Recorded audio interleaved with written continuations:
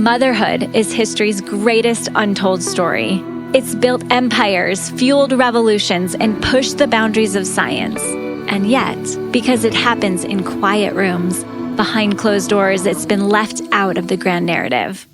But make no mistake, motherhood is not just tenderness. It's raw, unrelenting, a force that tears you apart and remakes you over and over again. It's blood, bone, love, and sheer will. This isn't a story about sacrifice.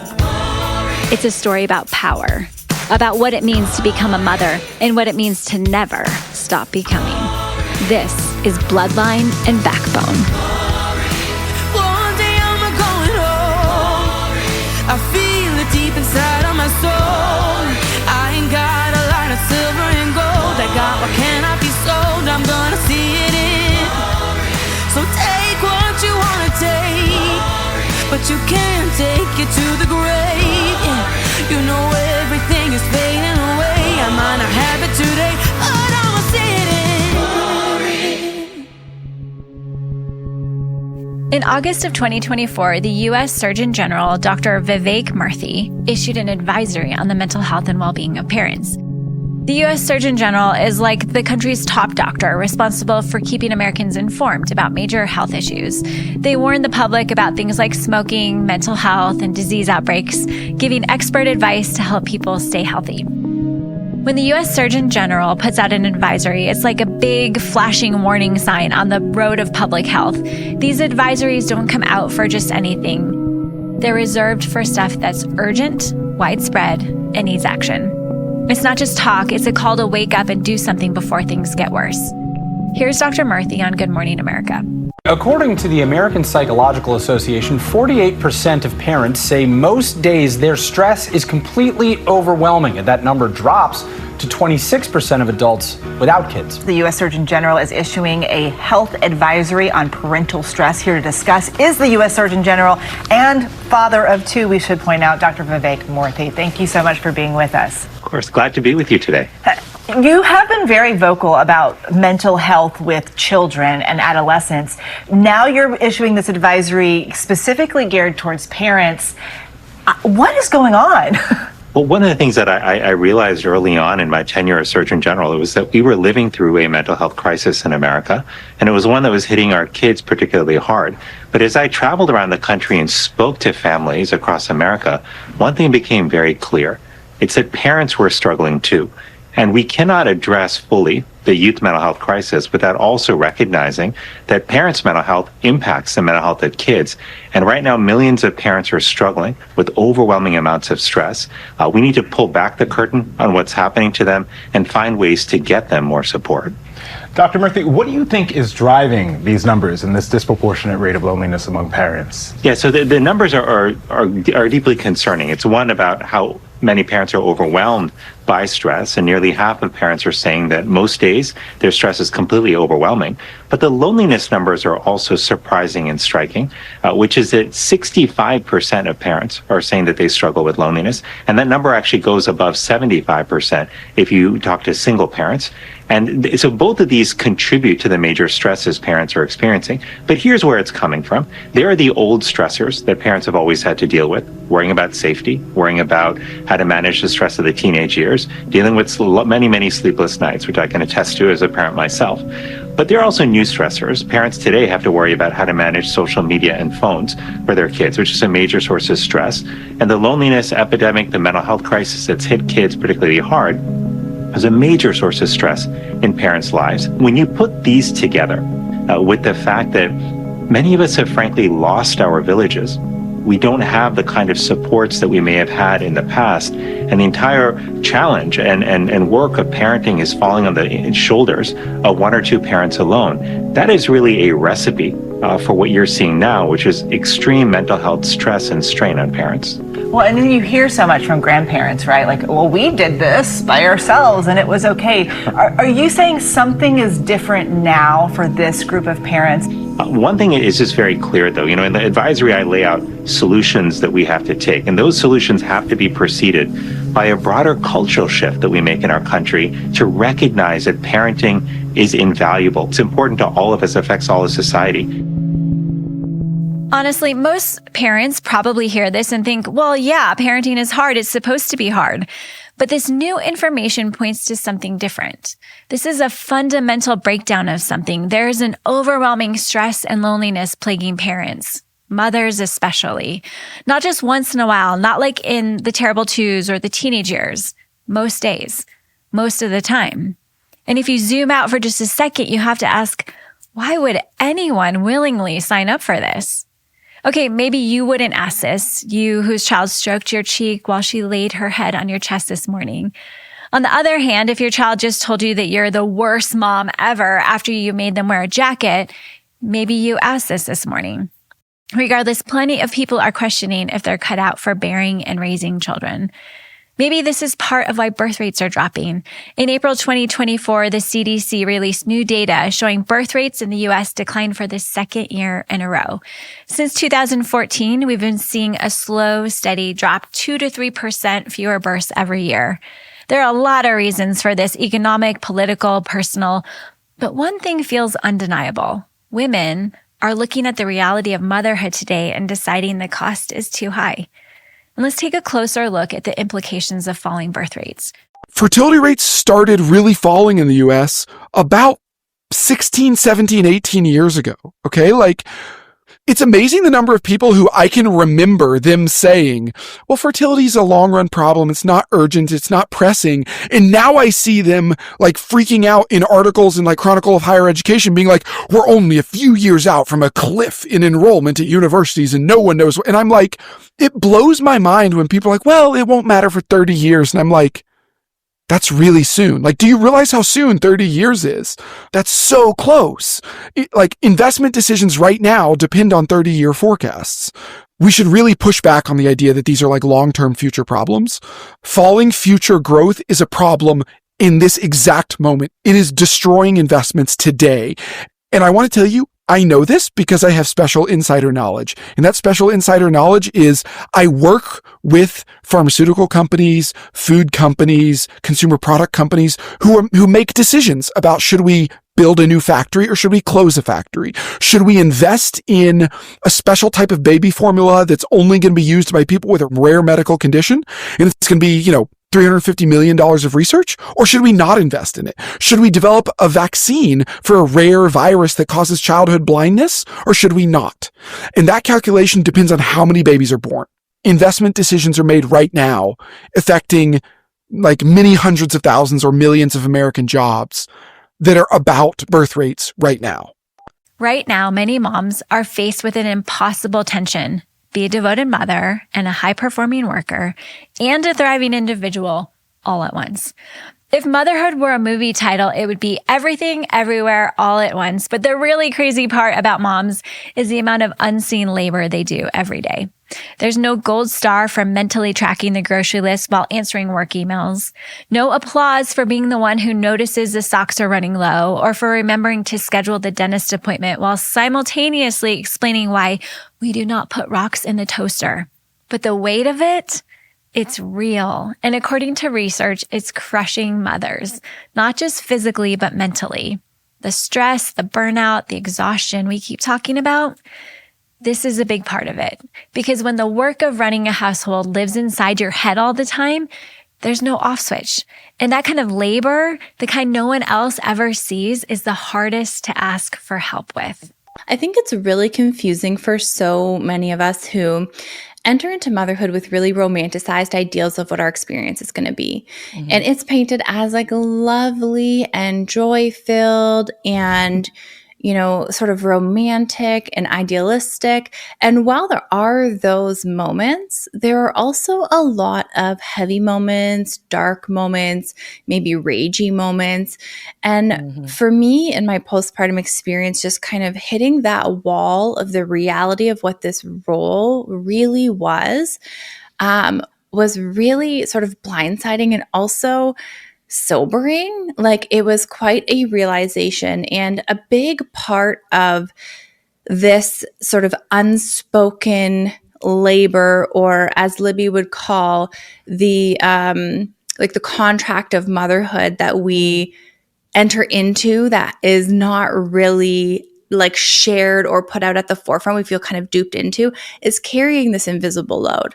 And I liken it to an invisible backpack where we get handed this weight and responsibility. And I remember feeling this every time I expanded my family, like, oh, like I want to, but I know how heavy this is. And we can feel the heaviness and we can describe what it feels like, but we don't really know or have the language to articulate what it is that's so heavy or what it is we need help with or need our partner to do more of or what we can let go of. There was a time when motherhood was seen as a given, an expectation, even a privilege. It was something to be proud of, something that shaped families, communities, legacies. But fast forward to 2025, and the greater cultural narrative has flipped on its head. If we're being honest, motherhood is now framed as a burden, a crisis. The larger cultural attitude toward it is that it's something to survive. The most dangerous thing about cultural attitudes, though, is that they don't feel like opinions. They feel like truth, shaping the way we see the world before we even have a chance to question them. And by the time we do, they've already set up camp in our minds as fact. Take cigarettes. For decades, people were told smoking was good for them. Not just harmless, healthy. Doctors endorsed cigarette brands, medical journals printed ads saying smoking soothed your throat and helped with digestion. It wasn't just socially acceptable, it was scientifically recommended. In a nationwide survey, doctors in all branches of medicine were asked, "What cigarette do you smoke, doctor?" The brand named most was Camel's. Tens of thousands of doctors, general practitioners, surgeons, specialists, doctors in every branch of medicine were included. And according to this nationwide survey, more doctors smoke Camels than any other cigarette. Try Camels yourself, the cigarette so many doctors enjoy. It took decades, even lifetimes, for the truth to catch up. So let's ask the uncomfortable question. What are we getting wrong right now? Because today we're living inside a different kind of narrative, one that's just as widely accepted, just as rarely challenged, and it goes like this. Motherhood is bad for your health, bad for your marriage, bad for your career, your identity, your body, your mental stability. In fact, Chappell Roan recently said this straight up on the Call Her Daddy podcast. All of my friends who have kids are in hell. I actually don't know anyone who's like happy and has children at this age. I literally have not met anyone who's happy, anyone who has like light in their eyes, anyone who has slept. Listen, I'm not here to pretend that modern motherhood isn't challenging. The data speaks for itself. Moms are burned out, exhausted, and pushed to their limits in ways that previous generations just weren't. But here's the real question. Is the problem actually motherhood? Just like doctors once told us to smoke to feel better, we're now being told that motherhood is the problem, that our choices are to avoid it, resent it, or endure it like a life sentence. But what if the truth isn't that motherhood is broken? Could it be something else? Because if history has taught us anything, it's this. Just because something is widely accepted doesn't mean it's true.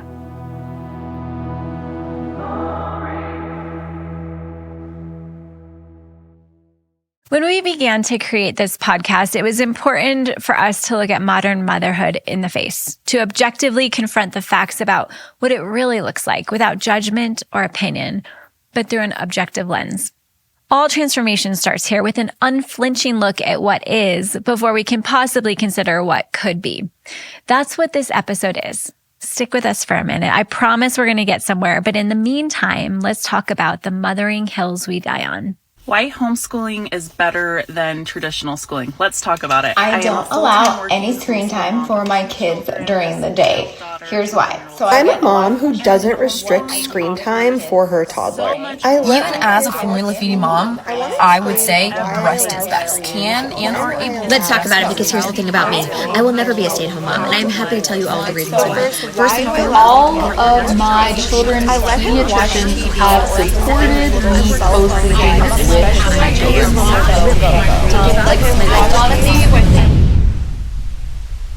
There are countless mothering choices that at the moment feel like life or death. What we feed our kids, how we educate them, where they sleep, what they watch, whether we work, whether we stay home, what extracurricular activities to put them in.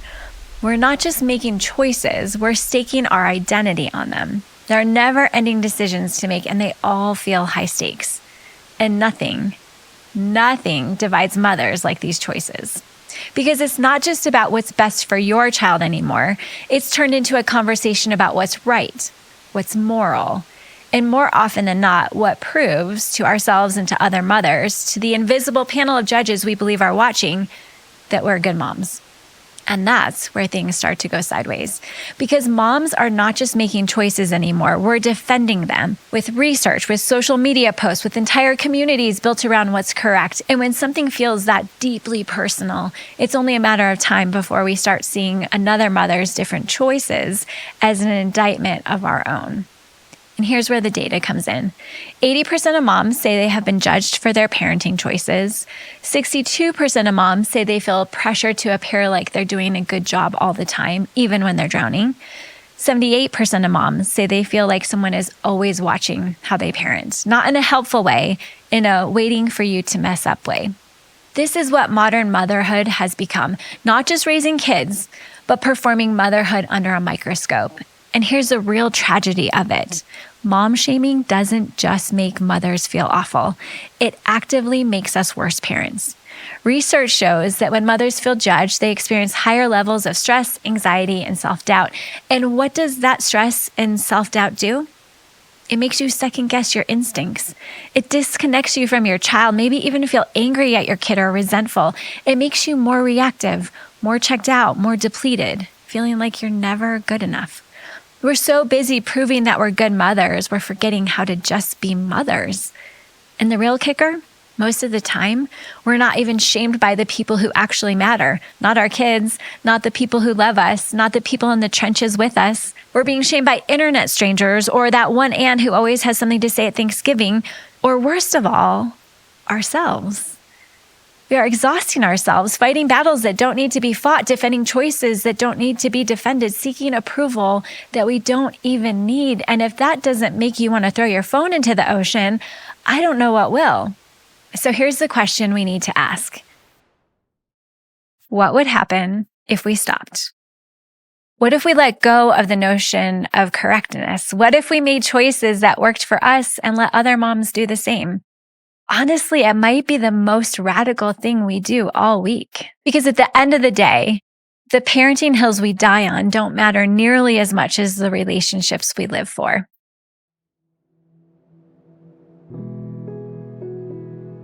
Rabbi Steve Leder noticed one day that despite the fact that we are all unique individuals who lead different lives, if you walk through a cemetery and read the headstones, they all say the same thing. There's some outliers and some are funny, but for the most part, what do they say? Loving wife, mother, grandmother, friend. Loving husband, father, grandfather, friend. Not your job title or your resume, not your address or your jean size, not your net worth or the title of the book you wrote. When you have to distill a person's life down to 15 characters per line and 4 lines per headstone, you end up with what really matters at the end of it all. And that's the quality of relationships and love you have with a handful of people who really matter. Our legacy and purpose have nothing to do with our accomplishments and everything to do with our relationships. And so why do we get caught up in the cultural norms that don't matter?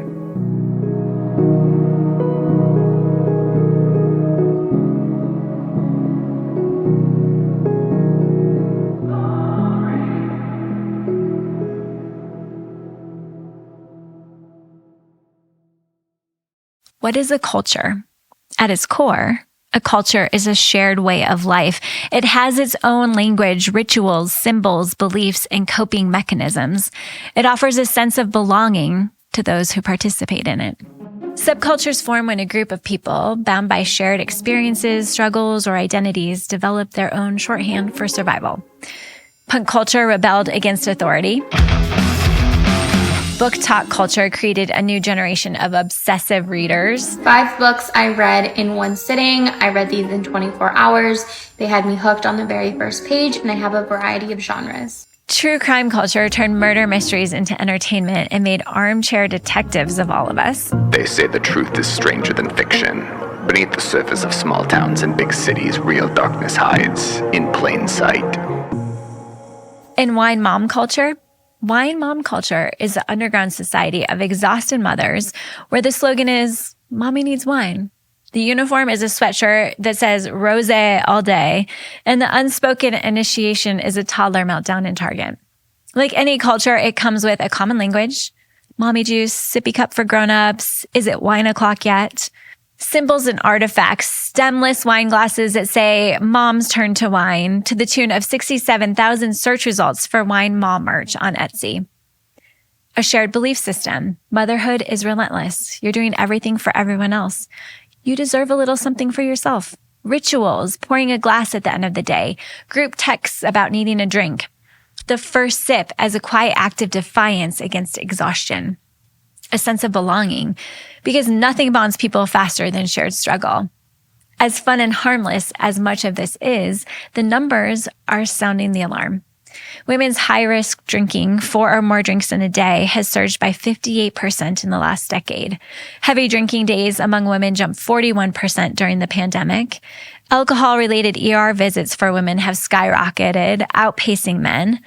Wine mom culture isn't just about alcohol. It's about permission. Permission to admit that this is hard, that perfection is a myth, that maybe, just maybe, we don't have it all together. And I'm not villainizing drinking. What I'm shedding light on are harmful coping mechanisms. But let's pause here, because while we laugh at the wine o'clock jokes or wear the mommy needs wine shirts, the reality of modern motherhood is often darker than we let on.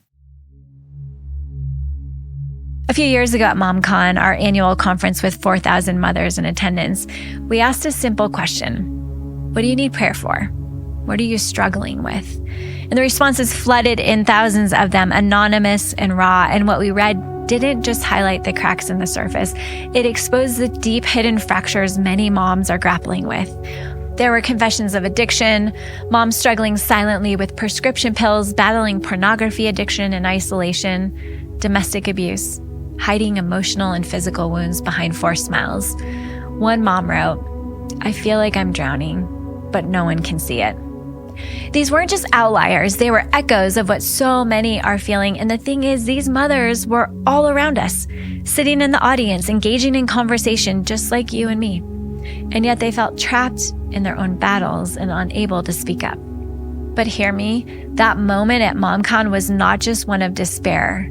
It was a quiet reckoning, an opportunity to begin unraveling the narrative that has made us believe we have to hide our struggles and numb the pain. Because for many, wine mom culture isn't just about a drink, it's a cry for help, a desire for connection, for validation that it's okay not to have it all together. But here's the twist. If we continue to numb the pain without confronting the root causes, we're only perpetuating the cycle. An unflinching look at modern motherhood, remember? We're holding up a mirror to some of the challenges of modern motherhood, not with judgment, not with nostalgia for some idealized past, but with a clear and sober lens. That's what this episode is about. Stick with us. We're not staying here. But before we move forward, we have to understand exactly where we stand. Because what if motherhood isn't the problem? Maybe the way we're expected to mother is the problem. What if it didn't need coping mechanisms as much as we needed actual support? What if the answer isn't at the bottom of a glass or the checkout page of an online shopping cart or buried inside a prescription bottle, but in something deeper, something older, something that reminds us we were never meant to do this alone? All right. Deep breath. If you're feeling personally called out, take heart. It's not just you. We are all in this together. And before we go any further, lighten up, Francis.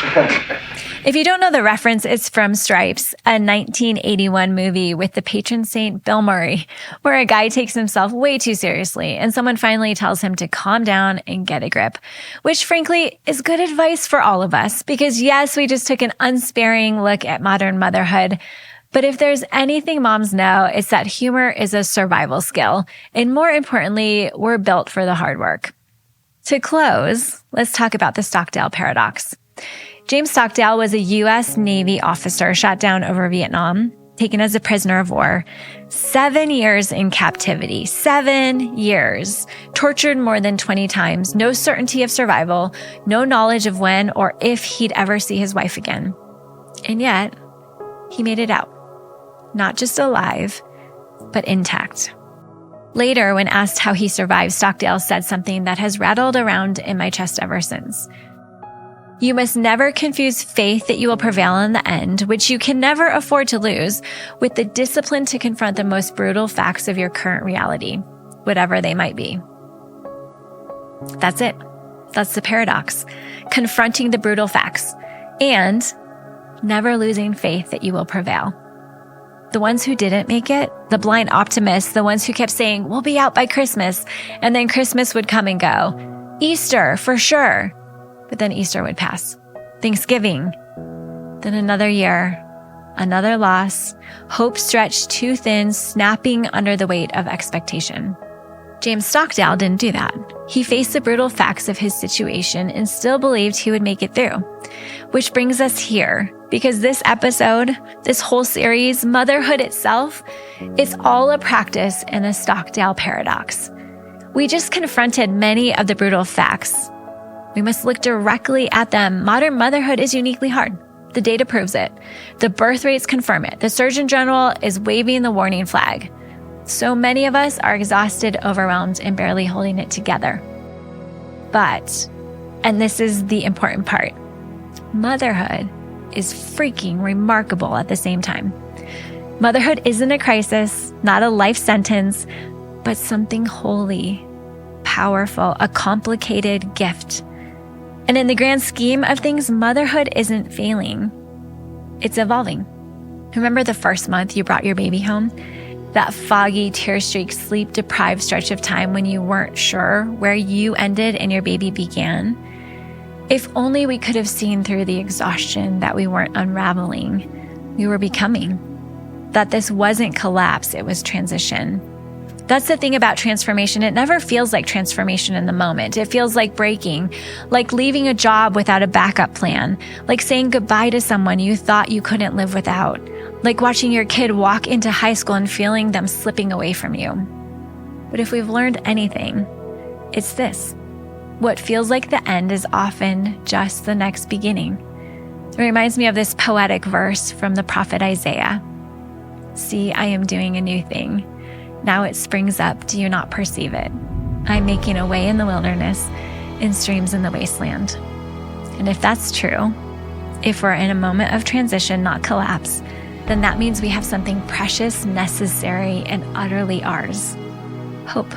Hope for a new thing. Hope that us moms are on the wild path toward deeper wisdom and nourishing streams.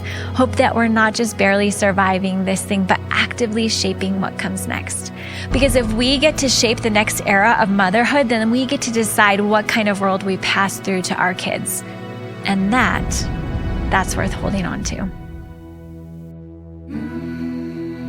Next week, we're diving into the spicy side of motherhood, sex, marriage, and the mom tropes that just won't die. From the exhausted no-sex mom to the trad wife trend, where did these narratives come from? And more importantly, do we have to play along? Buckle up. Thanks for listening. This has been Bloodline and Backbone, a production of Momco Media, created by Mandy Arioto. It was written by Emma Turnbull and Mandy Arioto. Produced by Jeremiah Shoemaker.